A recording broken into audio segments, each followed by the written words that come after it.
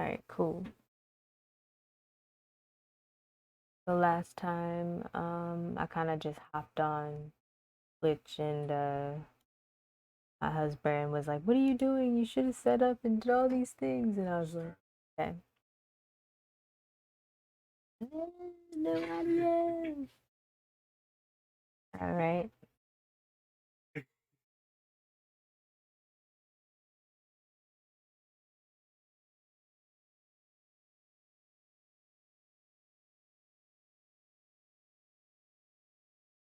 all right. So I don't know what didn't get recorded in the beginning, but day 111, the time was, now no longer is, 11, but at any rate, um, oh yes, I was talking about reading I did last time and kind of off the fly. It was, 11:11. I was like, oh, I should try to do a reading. I was like, oh, why not try to stream a reading? And so that was kind of crazy. And I got raided during my stream, and I had no idea what it was. I didn't know my page was going to be shut down, but yeah.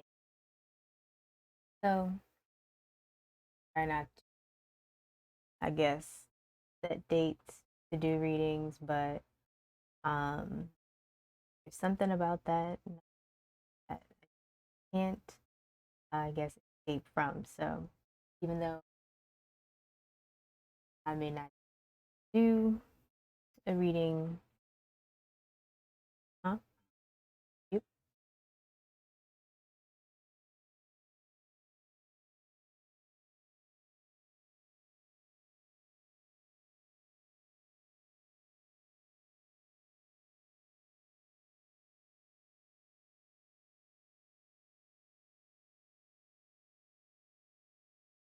Oh, okay. Just get my vibrations of my voice. What was I saying? Yeah, actually, anytime I want to do a reading, I always kind of like put it off a couple days, or I do, I'll do the reading, but I won't go back and look at it till either the next day or sometime after that. This particular time, um, I have to do a reading, so I'm going to do one. Going to put myself in the fire and do that. And the intention of doing a reading today was to shift energy. So um, that is what I want to do. Before I do the reading, I'm going to just reflect again on the reading from the last time. And let's see, is my mouse shown too? Okay, cool. So, I got my oil diffuser, which I'm going to start up in the background. Thanks, lithography. Audio sounds great. Get that going. Uh-oh. I think I'm going to have to add some more water. But I got some peppermint in here, and I've been consistently using peppermint. Definitely the essential oil for raising the vibrations, keeping the energy high. Crazy times, crazy things going on. We still have to keep all the energy around us lifted. So let me add those drops in there, pop back on. All right. So also in the background there is the opening to Spirit book that was given to me. I'm actually borrowing it from a friend, but I kind of haven't given it back. And it's definitely been a great book that I've used through my sort of spiritual journey. I had incense here. I'm not lighting incense right now, but If anybody ever uses incense, I think they're a good way to kind of light one and then try to focus your intention on completing a task. And by the time the incense, burns out, hopefully you'll have your task completed. This book down here is the Spirit Almanac.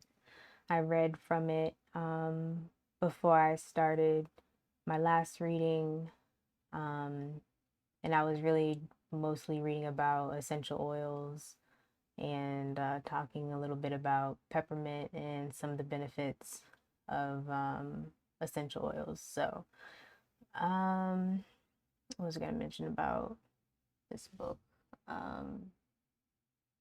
Before I do readings, I'm always like, I don't just pull out the cards, start shuffling, and pull them. I'm always preparing or setting the intention, setting the vibe, getting the diffuser going, getting the incense going, getting my mind cleared. Maybe looking into opening the spirit book and just kind of get my mind right. But I want to jump into the reading from the last time that I was able to capture on Twitch. I'm not even sure if it's still there, but it'd be kind of cool. Actually, no, I have it on YouTube, so I was able to preserve it somewhere. And so the reading actually before that I didn't capture, but the lesson that I had was pretty much that there's a lot of learning to do and lessons, and that I'm going to be taught a lot of things. And what was interesting about that is like, okay, that's cool. I'm always in my learning mode anyways. But the reading was pretty much telling me that it was going to be myself to teach myself a lot of things. So that was kind of even more interesting. And I have learned a lot since. But jumping into this reading, the first card was the King of Pentacles, and the deck that I did this reading from was the Light Seers Tarot. And I really do like this deck. I don't use many decks, but today I pulled them, most of them, or maybe all of them, out so that I can just share some of the decks that I have, even though I may not have even used them yet. But going to the King of Pentacles, and one thing that I like about tarot and what has sort of helped me is just the visuals of the each card, because it's kind of hard for me to memorize each card and what everything is, but the visuals kind of help paint that picture a little better. All right, so I'm going to the reference book here for the King of Pentacles, and then I'll share some of my experiences with the card, and some of it actually relates to gaming, surprisingly, maybe. So, to me, like when I did this reading, it was pretty powerful because all the cards, I think, are powerful cards. There's a King of Pentacles, a Queen of Cups, and the High Priestess. So, King of Pentacles talks about overflowing abundance, patience, determination, confident, warm leader, providing for others, comfort, security, personal growth, reached, prosperity, success. And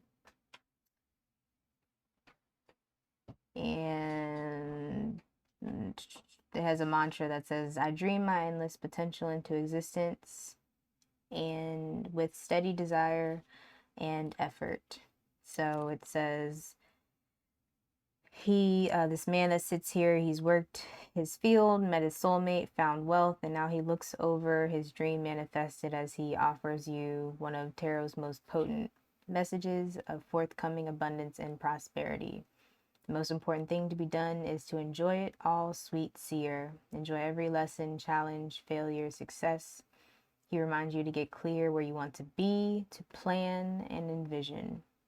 There's manifesting power and longing, and so much joyful expansion as you bring your greatest potential into existence.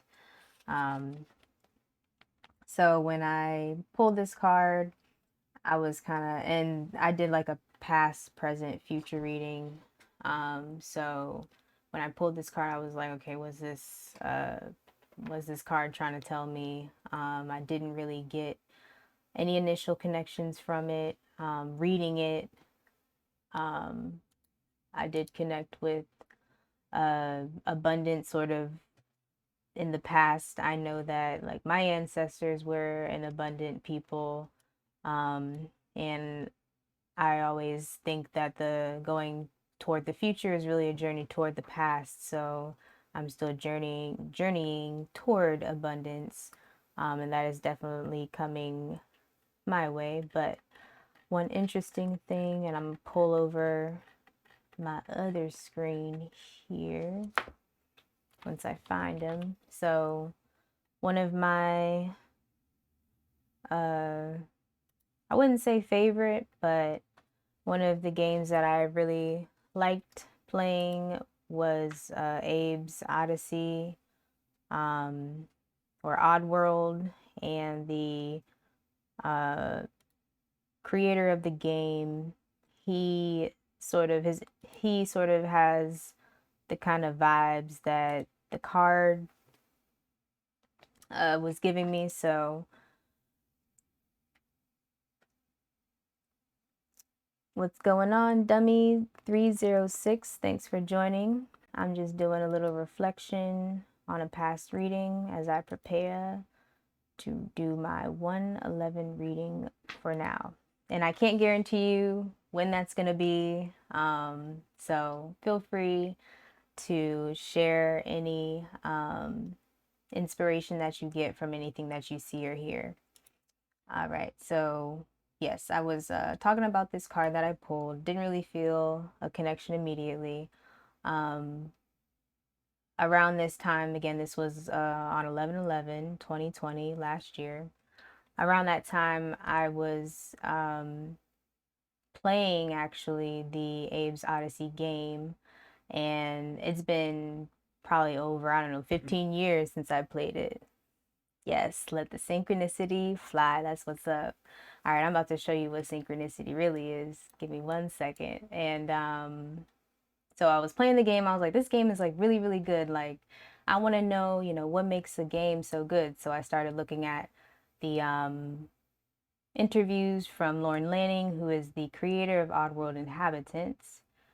And let's see if I can do this right. So I'm a visual person, and I always just look at things a little bit more with, I guess, an eye of detail. And so I'm like sitting here watching this interview, and then all of a sudden it kind of clicked for me, whereas the game was created so long ago, but it's a really good game. Everybody doesn't like it. It's definitely not your Call of Duty, but I like Call of Duty too.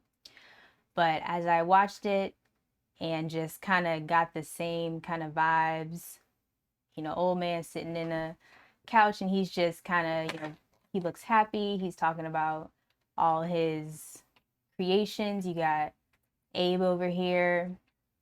There's some kind of animal that he's sitting on. There's some kind of, wolf or whatever this is here. There's kind of this like symbol going on there, and this is actually like some kind of symbol star here. So for me, it's like, okay, so clearly I should listen more to some of these interviews that he has. And he has tons of interviews. If you ever are interested, definitely check out some interviews from Lauren Lanning, because he drops numerous gems, not only of just game development, business, but pretty much how he, created this brand and created really like a world, a universe for his game. So that was an interesting card there. The next one was the Queen of Cups. And I connected with this card immediately. Always feeling like, intuitive, and always trying to, go within, journey within, and connect within. So when I saw this card, it just resonated with me in the sense of almost like surrender to yourself. Um, and there's like a bowl, it would look like a bowl here. And that kind of reminded me of my oil diffuser and how, um, oil and the aromatherapy, the energy is, cleansing the air. And, she's just surrendering to that. She also had like some kind of headpiece on, with something in the what is this? The prefrontal cortex area where pretty much your third eye is located. So I just felt in tune with this card. Cups in tarot are more symbolic of emotion as I am reading. And for this one, it says extremely intuitive, highly attuned, emotional intelligence, love and compassion, sensitivity, strength, empathy, leading with your heart, healing. The Queen of Cups is. What's that? Mute this? Huh? Do you want the video? Oh, no, not yet. The Queen of Cups is one of the most intuitive characters of tarot, floating in her dreamlike state, spiritual connection. She asks how well your emotions have been serving you lately, and reminds you that you have the ability to connect on a much deeper level. Feel and accept your emotional intuition. Listen closely as a way to understand what is truly going on, and ensure that people feel heard when you communicate with them. Devote time to their emotional cues and see divine beauty in all life's experiences. The mantra for this was, "My intuitive heart openly expresses deep love." So definitely connected with the card. On an emotional level, trying to communicate with everybody that I'm involved with. Communication is so important, especially in times where it's a pandemic and everybody's got masks on and kind of anti people. So it's kind of forced us all to kind of study ourselves a little more, since we're kind of, asked to socially distance and keep that space. But I think that, there's some good in having that space, because it kind of, like, again, forces you to turn within. All right. This last card here I pulled was the High Priestess. And again, like when I did the reading, I was getting raided and I had never been raided before. And it was just a lot of craziness going on. And I saw the High Priestess card and I was like, ooh, I've been trying to pull that card for a while. So that was pretty cool. So immediately when I saw the card, I recognized it because it's the cover art for the Light Seers Tarot deck. So I was like, oh, that's really cool.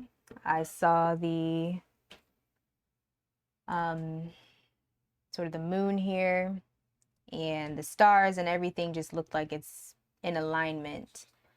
I noticed the darkness and the lightness over here kind of showing balance. Again, I noticed the kind of glow in the center, to me signifying like the third eye, intuition, similar here. But what's interesting here, again, this was a past, present, future reading. Presently, like she was just wearing a headrest. Whereas here now, there's illumination, there's light inside there. And I think her earrings had some moons on them. Clearly, there's a crescent moon here. So, to me, this is a continuation of this card, except it's a little more dimensional, and it has more dimensional, and it has that's the word I'm looking for. I don't know, it'll come to me. But At any rate, High Priestess, dreams, powerful visions, psychic insights, serendipity, meditation, introspection, intuition, a spiritual experience. The priestess sits on the edge of this realm and the next. As she draws down meaning and illumination from beyond the veil, sacred insights and profound wisdom are flowing to you now, and you access them. You must tune into your intuition and submerge your thoughts into her subconscious realm. The language of the unconscious mind is revealing itself to you now through metaphor in dreams or as ancient memories that resurface to be processed. Pay attention to synchronicity. Said I'd show you synchronicity. There it is. Any nagging feelings of being off track, as well as gut feelings that you move in a new direction at this time. The divine whispers that are emanating from your soul hold an important message for you, and the bridge between the enigmatic realm of the priestess as your conscious understanding of the signs will be found through your own quiet introspection. And the mantra here was, I have the answers I seek, and by following the truth I will find them. So that kind of just solidified again the reading that I did before this reading on 11/11. I can't remember when that reading was. It was probably sometime in October, but that reading again was telling me that I'm going to be learning a lot of things, and a lot of those things that I'm learning are just going to come from myself. And reading this card at the time, that kind of reaffirmed that, you know, we all individually, collectively, we all have those truths and those answers. We just have to turn inward to find them. And I think the pandemic has definitely provided that environment, that support, that has supported my journey, at least thus far. And there was one other thing about the the saying of, what is it, the only way out is in. And I definitely think there's some validity in that. All right, we can swap over here and I will show some of the setup going on. And I'm going to retire my last reading there. I really like that reading. I really don't want to retire it. It's always going to live on. I'll always talk about the cards and gain inspiration from them.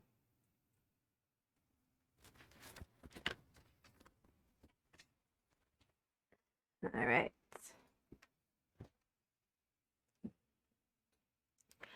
All right, we live.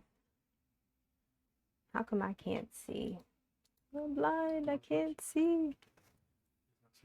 Oh, okay. Let me know when it's... Okay, cool. All right, so yes. My 3 cards. I have to retire them. It is time to learn more lessons, but definitely a lot of lessons to come with the High Priestess. Oh, and another thing. What was interesting too was I'm always saying that I'm more of a seer, not much of a sayer, but I think this is kind of cool where her eyes are closed, but there's like still like a shadow of eyes beneath her. So if you can see it a little closer. So her eyes are closed, but there's still like sight is happening, and I think that's pretty much she's, you know, turning inward, singing to herself, things like that there.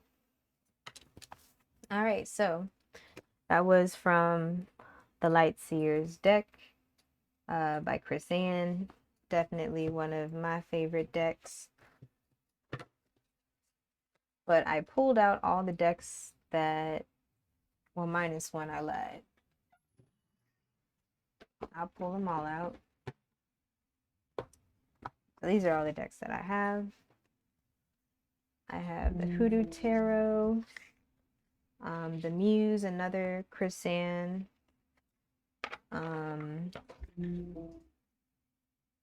the Modern Witch Tarot by Lisa Sturley, and African American Tarot by Jamal R. Thomas Davis. I am not a tarot reader for other people. I just do my own readings for now, my own reflections, because I'm just learning tarot and just understanding the organization of the cards and how the lessons can be applicable. But so far, so good. One thing I did learn first before you just buy a deck and start ripping out cards is you want to cleanse your deck, taking something like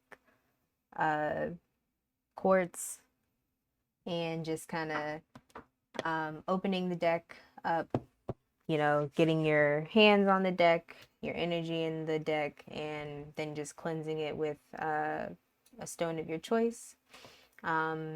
I'm still a beginner with all of the different stones, but that's definitely something that I think, similarly to oils and things, definitely have healing properties within them. The first deck I got was actually the Muse deck.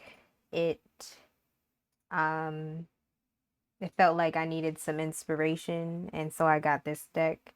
And the original deck that I really wanted to get was this one, the Hoodoo Tarot, so I went back and got both. I think I've only done maybe one reading from the Muse Tarot. I consider myself a fairly creative person, so I don't really use this deck as often, but it's got amazing visuals. So if I ever have, like, I guess, creative block, I will see what this deck's got to say. But yeah, Light Seers is definitely probably like my go-to. I have not used the African American Tarot deck yet, but I definitely do want to use that. This deck actually caught my eye today. Well, just like maybe, I don't know, 20 minutes ago, because I'm like hyper aware of the number 11, and I was saying that I didn't want to do a reading and kind of wanting to do a reading from a deck that I don't normally read from, and then I saw on the box it says Luminol 11, and I was just like, all right, maybe I'll break that rule today. I don't know. So I'm gonna set this deck to the side. I might read from it, but I primarily want to read from the Hoodoo Tarot. I think it's got a lot of history in a lot of the cards, and that's one thing I do like about some of the decks is it's more than just this is the card, this is what it could mean, but like if it's providing some telling history or something like that, I think that makes it more cool. So this is the Hoodoo Tarot deck, and I believe, yeah, this was the second deck that I got, but this was the first deck that I wanted, but I went with the Muse, and then I went back and got the Hoodoo. So my intention for my reading is shifting energy. As far as like shuffling and all those things, like I'm not a what's the word? a tarotist. That sounds terrible. I'm not a tarot. I'm not a professional tarot reader. I am a self-prognosticator. Oh, yes. 11 is November. Yes. The best month of the year. Definitely. Oh, hey, Dr. Chris. Welcome to the stream. Welcome, welcome. You came at exactly the perfect time. We're about to start shuffling these cards. We are setting the intention for shifting the energy.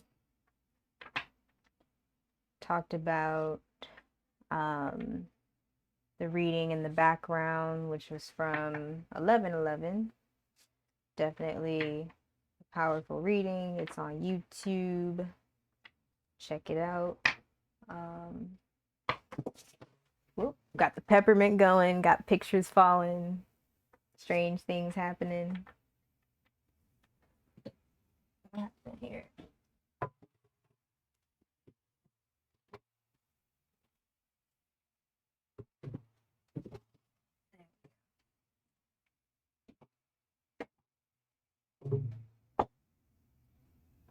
All right.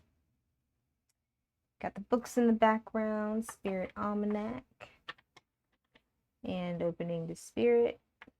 I read a little bit from the Spirit Almanac in my last reading on 11:11. Mostly about the essential oils. Got the peppermint burning in the background. Smelling good. Raising those vibrations. What's going on? Shrika 56. Hello, where are you tuning in from? People come from all over the world. Twitch is definitely a beautiful platform.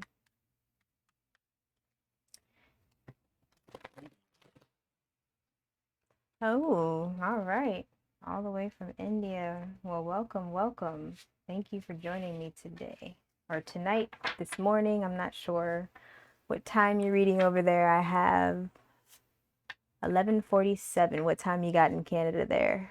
And what time is it in India? Must be big difference there. Oh, okay. Yes. Good morning to you.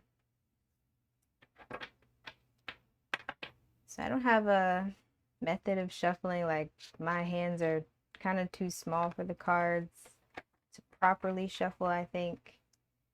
See, they can like barely fit there.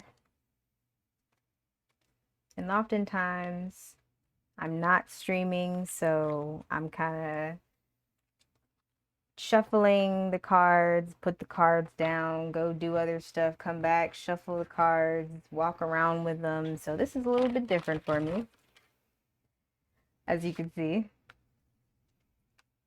But it's all fun because the intention is shifting the energy. I'm not surprised if things happen a little bit differently. That's good. That means the energy is shifting, right?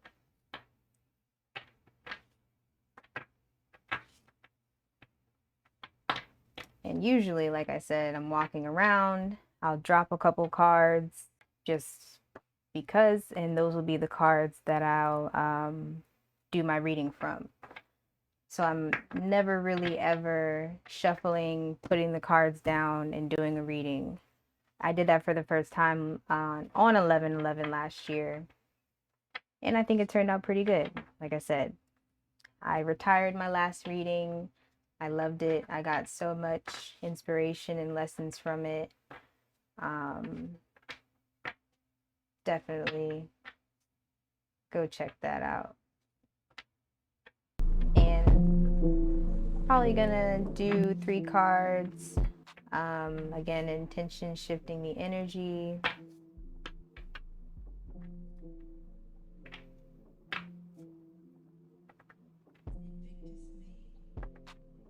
don't really want to say past, present, and future like I did last time. I kind of just want to see what the cards are, what they end up being. And I think the next deck I'm gonna go for is this modern witch deck. I've been kind of intimidated by it. I don't really like the word witch. It sounds like people are gonna come after me, so. But it had the number 11 on the side, so I have to check it out.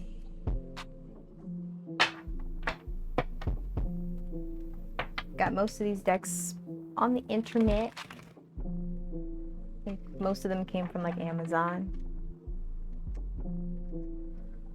Oh yeah, 10/17, that's like almost 12. That's more than 12 hours. Wow. That's insane.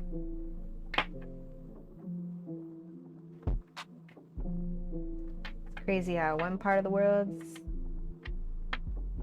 going into the darkness and the other part's going into the light.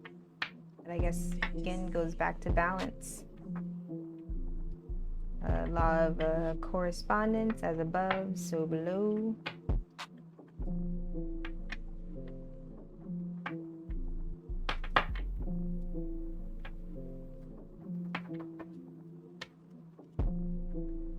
Alright.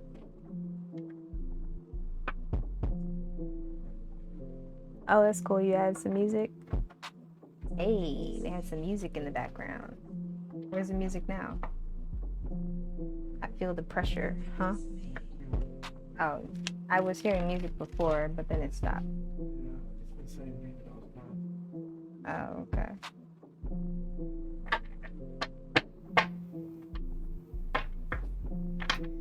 Yeah, I'm just gonna, I pulled one card here so far. But I'm just gonna kind of vibe with the cards.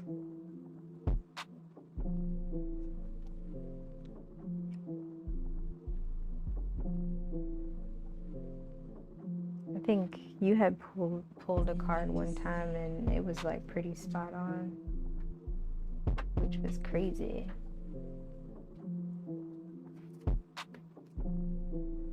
Do any of you all do tarot out there? Any other tarot readers, or do you have a channel? Yeah, I really don't know what the word is. I don't know if it's fortune telling.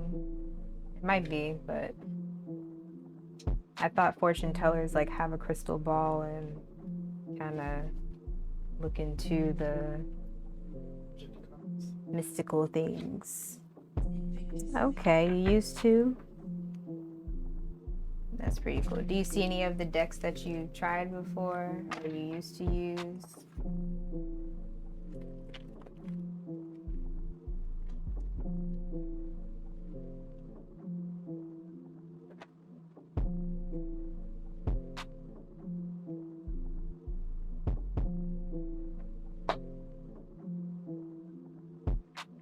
One thing that's confusing about the decks, well, for me, is because it's like you have cups one place, you got swords in another place, and then you got what do they use in this deck?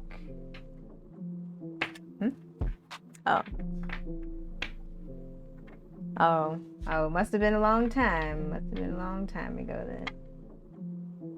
Because the one thing about tarot is, to me, it's like all visual in your interpretations of the cards.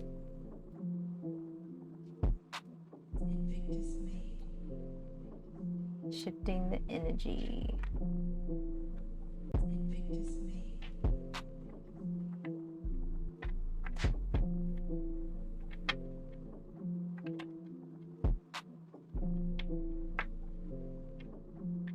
Is there a reason why you stopped doing the tarot? Just kind of ceased, found the power within, found your light.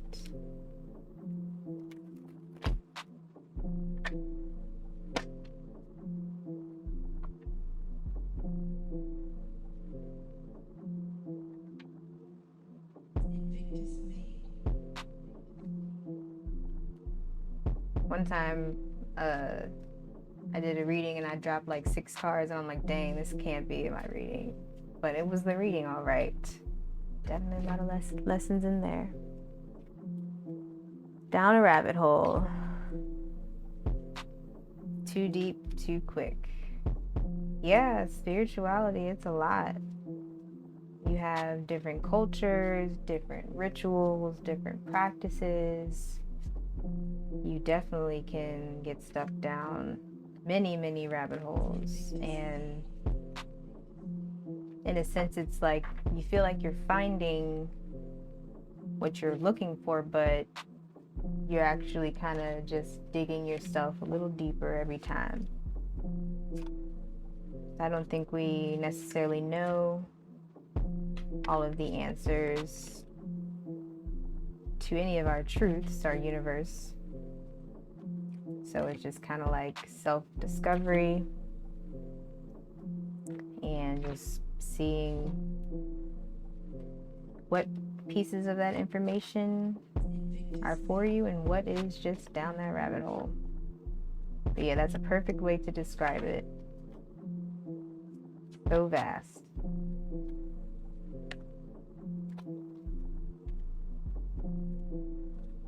All right, searching for one more card. There it is.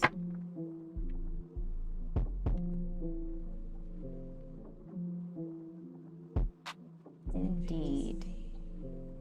All right, so the way I'll do this, I'll go through the cards and then turn to or give my interpretations, my first interpretations of the cards.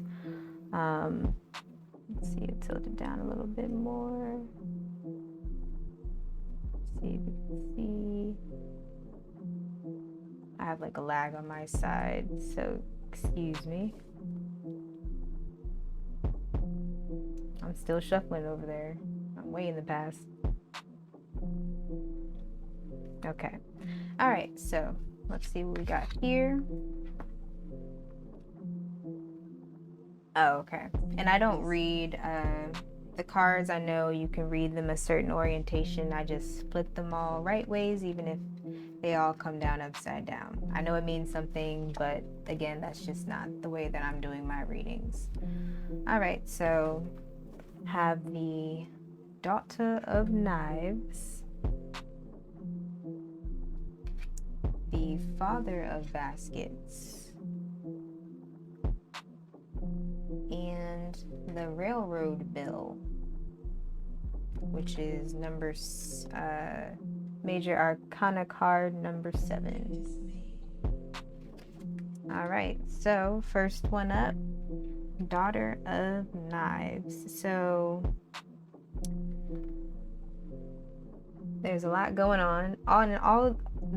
This deck to me is a little intimidating because some of the images to me, like looking at them, they kind of look dark and deep and ominous. But first glance at the card, we have a woman here. All these hands are sort of reaching out to her. Some look like skeleton hands, some look like severed hands, and then she's kind of just paused. Like there's all these hands just reaching out to me. She looks a little overwhelmed. And then in the center, I can't tell what that is. On the what looks like maybe a cutting board. Yeah, that's definitely a knife. And it looks like a heart-shaped something. So definitely a lot going on. I can't make out the sides. It looks like maybe there's like some kind of light above her, but I'm not sure. All right, Father of Baskets. So we have old man sitting here. I believe baskets are equivalent to cups. He kind of looks like he's maybe nostalgic. Something's hanging in the background, some maybe cloths or something, and he's just kind of sitting on Oh, no, actually he's on a boat. I think he's on a boat. Some kind of boat. They got crabs in a barrel, so maybe talking about some kind of past struggle, maybe. But that's Father of Baskets.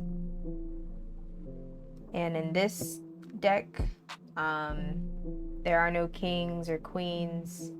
There's everything is more familial. So there's daughters, sons, fathers, mothers. Whereas in the other deck, there was like kings, queens, things like that.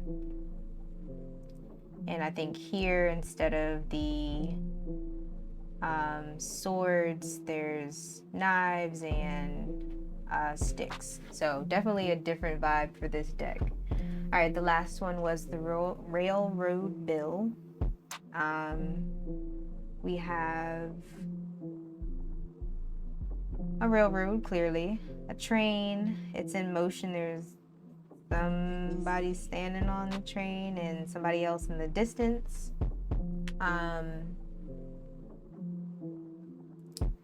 Looks like the train is powering forward. This man's got like his hand motioning, doing some kind of motion there. But let's jump into the readings here. Again, Hoodoo Tarot by Tayannah Lee McQuillar, and artwork by Catalan V. Foisey. I always like to shout out the artists.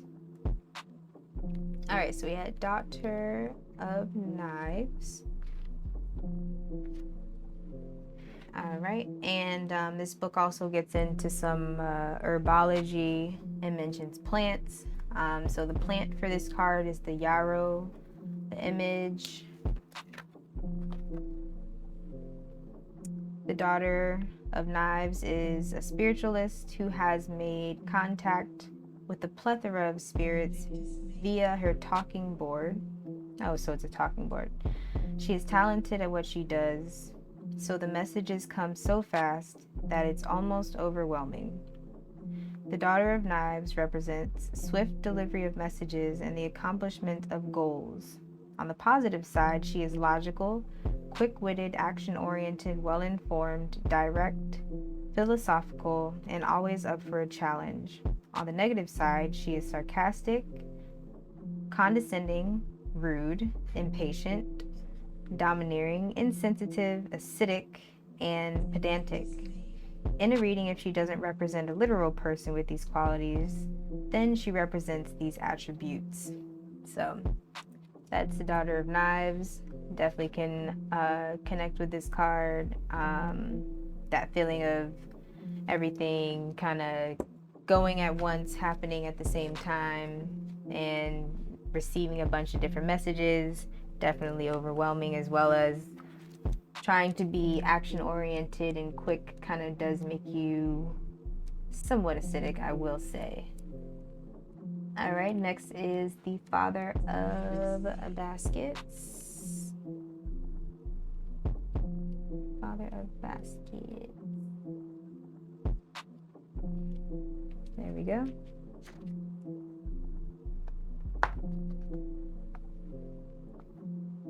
Oh yes, Crystal Maria puts the Twitch lit.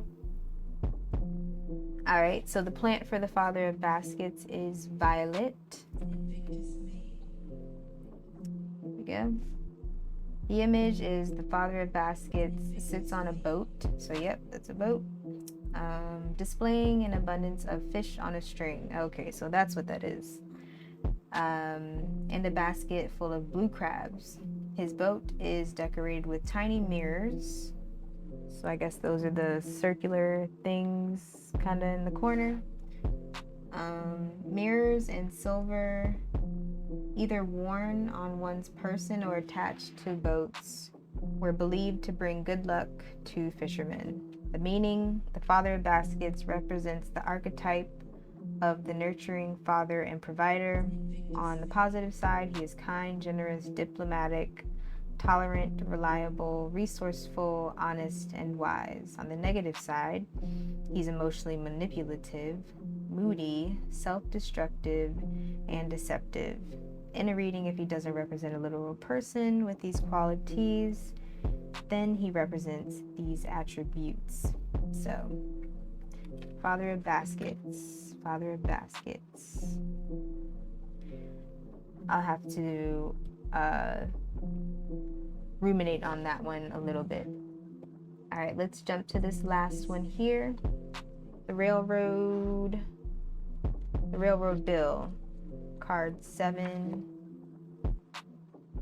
And the major arcana cards, here they're called the Elders. So again, the deck is more relating to ancestry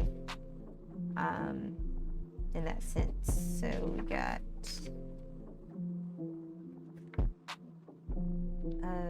the Railroad Bill. Where are we at? And I've actually never gone through all the cards. I don't want to go through them all. I kind of want to explore them as they come my way. Although it was tempting to sit here and like read every page because there's so much history that I've learned from the decks. What is this one? 5, 6, 7.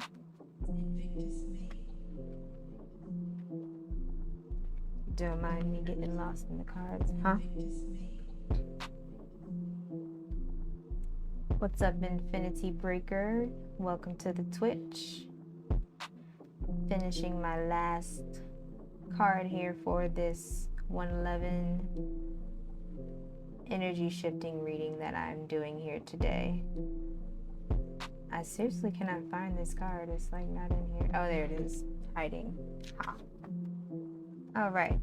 Railroad Bill. The Chariot. There we go. This one comes with a Bible, a short Bible verse here. It says, "With God we shall do valiantly. It is He who will tread down our foes." Psalm 108:13. The plant is maca, and the image, the Railroad Bill, is waving at the people, cheering for him in the distance. Railroad Bill, which has a question mark as to, I guess, when it was established, lasted until 1896, was a laborer with no clear past at his name, place of birth, and many other details about his life remain a mystery. What we do know is that authorities claimed he was a man named Morris Slater, and we know the hell he put them through. It all started in 1894 while Bill was employed as a terpene worker in Bluff Springs, Florida, when after an altercation he exchanged gunshots with a deputy. The cause of the row has been lost to time, but it was from that day on that he became an outlaw.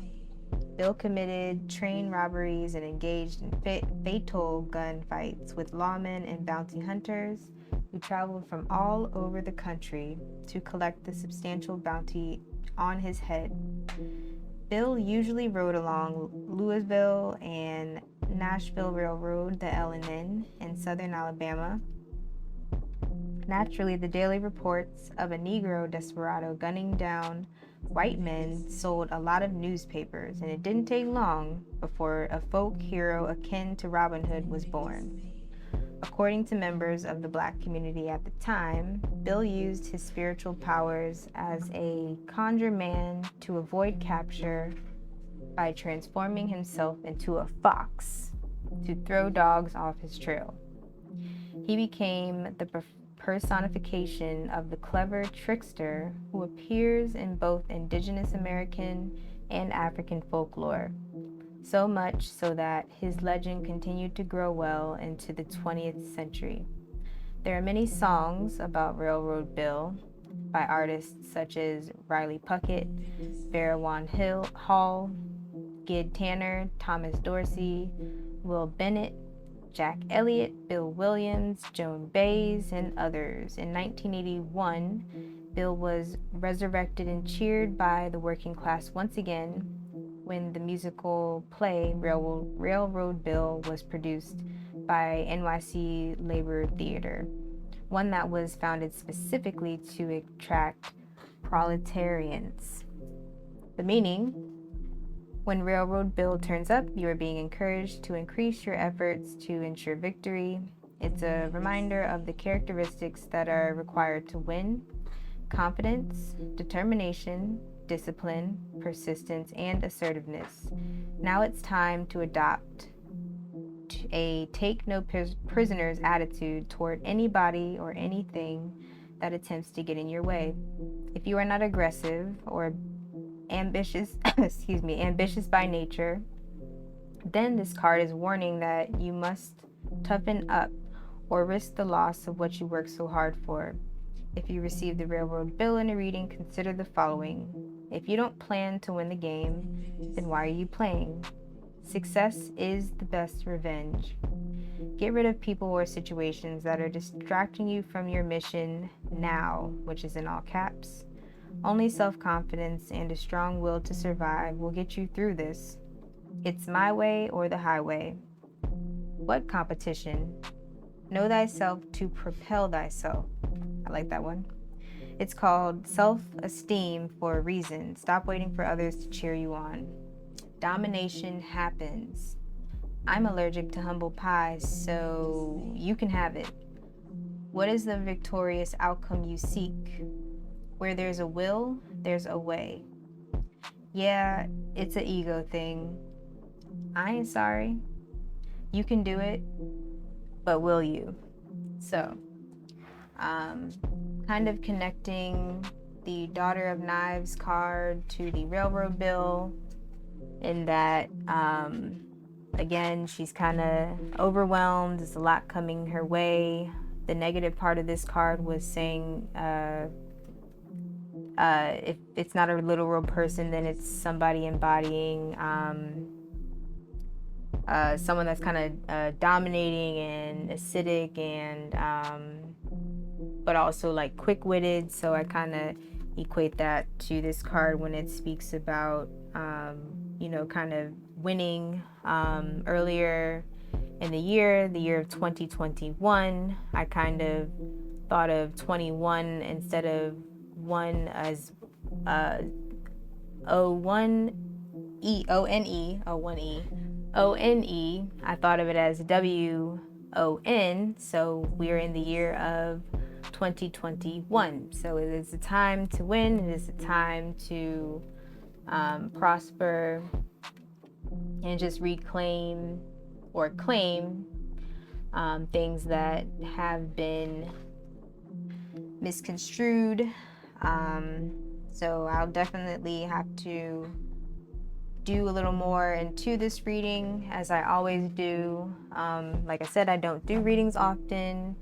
The last one was from 11/11, which is about a month ago now. Like I said, is a month ago. Yeah, 11/11. Today is 1/11. Well, no, now it's 1/12. But I kind of just try to let the energy guide when it is time to do a reading, but generally it's on like a monthly type basis. I don't want to try to get too deep and too analytical into it. Kind of want to let the cards kind of sit out and air out their energies as to what it is that I'm going to take from them, and I'll continue to take lessons from them as I still take lessons from readings that I've done a while ago. And that's kind of the, I guess, beauty of tarot. I know, Dummy 306, you were saying, you kind of went down that rabbit hole. I don't think I'm that way deep in it, whereas I kind of just try to take it in, just take it in doses whenever the time feels like it's right, then I will pursue. This particular time, I kind of forced myself to do one, so this was kind of an interesting experience. But I definitely think there's still some validity to tonight's reading, and I'm happy about it. Lots of lessons to be learned, more about myself, more about everything kind of going on. So that was good. All right. Let's see. I think that was pretty much all that I had for tonight. I got my reading. I was doing Just Dance streams every Monday at 9, but now since I'm teaching my dance fit classes, I wanted to just come on afterwards because I don't think my legs would love me if I tried to hop on Just Dance. It would be treacherous, but maybe I'll come back next week and kind of share some more thoughts on these cards, or if there are any experiences where, like the other card, I was like, oh, okay, I see, like this card I was connecting to, like I said, Lauren Lanning. This was more so connected to me and my journey, as well as sort of the direction of my journey into the future. So this was past, present, and a future reading. This one is just more of shifting energy, and the energy that I get from this reading is to just continue to be more self-confident and just be, confident in where that railroad, where that train is going. Just confident in that direction, in that sense. So thank you all that joined. I hope that I can see you next week after I finish my classes, which is probably going to be around 9:30, 10. If I am up for it, I will definitely come on and share some updates about that, and maybe get into a little more of some of the things that I've learned throughout my whole spiritual journey. If you are interested in getting, whether it is into tarot or just want some book recommendations, I definitely have tons and tons of resources that I can would be happy to share with anybody interested. Alrighty. Cut it out. We done. We out of here. Dr. True, it's been fun. Thanks for joining.